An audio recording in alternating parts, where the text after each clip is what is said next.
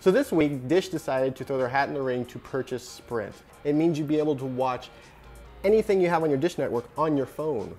Really? So if I'm like a Sprint customer and I have a Sprint handset or tablet or something, I can watch like anything I've recorded on my Dish DVR?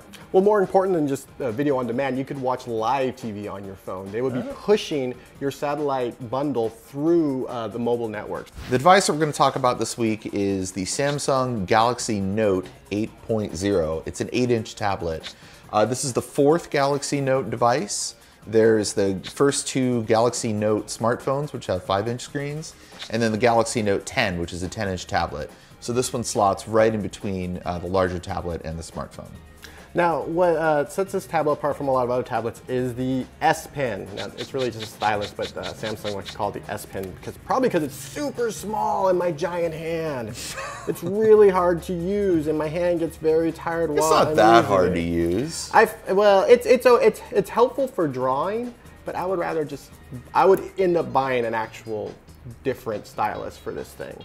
So it's running Android Jelly Bean, and it's been optimized for pen input by Samsung.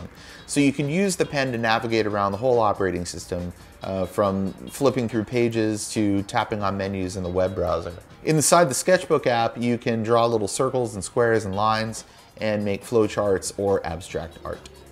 Now, the screen is obviously larger than the Note smartphones, which have a 5.5-inch screen. Now, it's 8, so it does work, it does fit in my hands. I can hold it, but for other people, it could be a little bit difficult.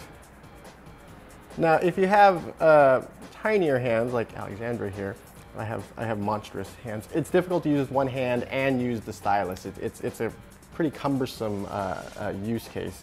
If you want to use it with 2 hands, that's fine. Take away the pen and you're left with a pretty generic tablet.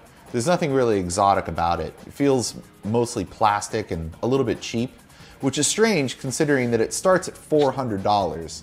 Now, that's twice as much money as one of Google's Nexus 7 tablets, which is $200 for a 7-incher, and it's a full $70 more expensive than the base model of the iPad mini, which is also an 8-inch tablet. So you're really paying the big bucks for the pen.